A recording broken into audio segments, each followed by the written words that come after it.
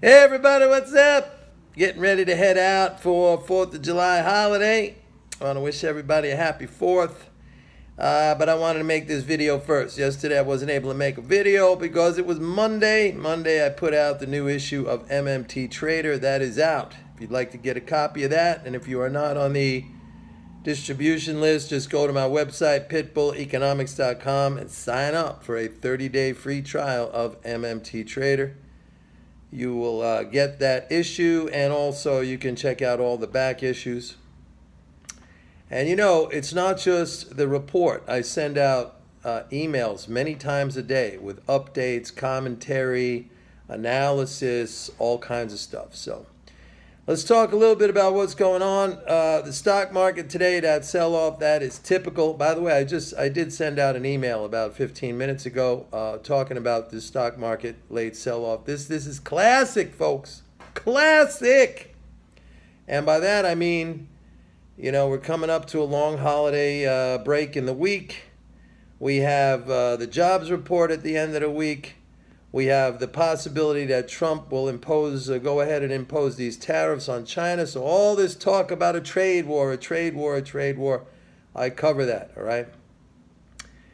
In the big picture, all this trade war stuff is totally overblown. There is fear out there. A lot of fear. People can't handle it. They can't take it. They're selling. They're dumping out.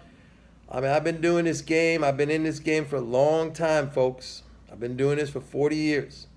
I can tell you, if there's one rule, if there was one thing that you were taught that you should follow, one thing, if you had a basket of things to choose from, a big bushel basket of things to choose from, what should I take? Should I take technical indicators? Should I take great analysis?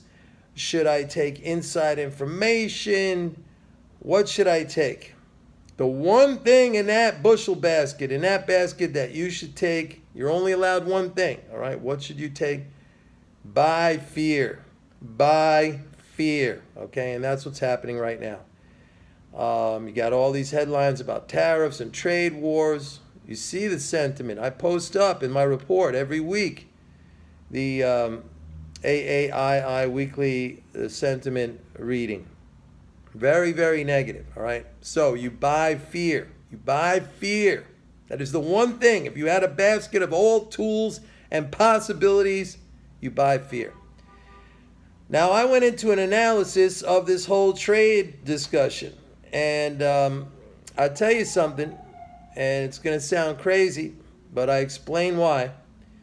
The tariffs will end up to be a major, get ready for this, stimulus to the U.S. economy. Folks, the United States, it uses only 78% of its industrial capacity. That is a figure that has been going down for the last 50 years. Back in the 60s and the 70s, we were using up around 90%. The tariffs will re-stimulate, or stimulate, I should say, domestic production. And if you don't believe me, just look at what happened in the case of U.S. Steel after Trump levied those steel tariffs on our trading partners here. U.S. Steel reopened a bunch of idled plants. So you're running at 78% of industrial capacity. I'll tell you something, if you were the manager of a company and you only ran that company at 78% of its ability, you'd be fired. If you were an athlete and you only performed at 78% of your ability, you'd never win a race, you'd never win a game. We got the World Cup going on. If those guys ran at 78% of their speed or their ability, nobody's going to win. That team's never going to win. You understand? This is exactly what Trump is trying to do. Nobody gets it. And it's typical on Wall Street. Everybody's freaking out. You got all kind of people. Kramer raised cash, this and that. Same stuff. Same stuff with the fears leading up to the rate hikes. Same stuff with the fears leading up to Brexit. Same stuff all the time.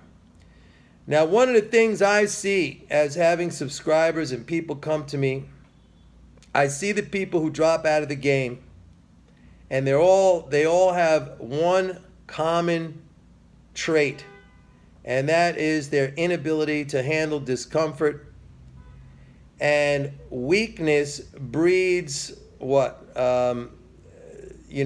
trying to blame something. Instead of strengthening yourself, instead of making yourself more resilient, instead of making yourself tougher, the weak people, what they do is they blame something. They blame the system. They blame the analysis. They say, oh, I should have used stop losses because that's going to save me. So they're going to go into that. And I guarantee every single one of those people with those stop loss fantasies, remember the system fairy? Those are people who believe in the system fairy. That somehow they know that if they stop themselves out, then for sure, 100%, it would have kept on going, that loss. You don't know. That is essentially lying to yourself, saying you can predict the future. This is why, folks, this is why people don't make money. They buy into these false axioms about trading that are pushed out there as if they are wisdom. They are not wisdom. You do not know you are cutting your loss short because you simply do not know that the loss would have continued to grow as a loss and vice versa. You don't know you let your profits run because sometimes your profits turn around and turn into losses. We've all had that experience. So you are just deluding yourself, and these are weak people who don't want to go inside themselves. There is no outside. The outside doesn't exist. The outside does not exist. There is only an inside. You have no control over the outside. You only have control over the inside.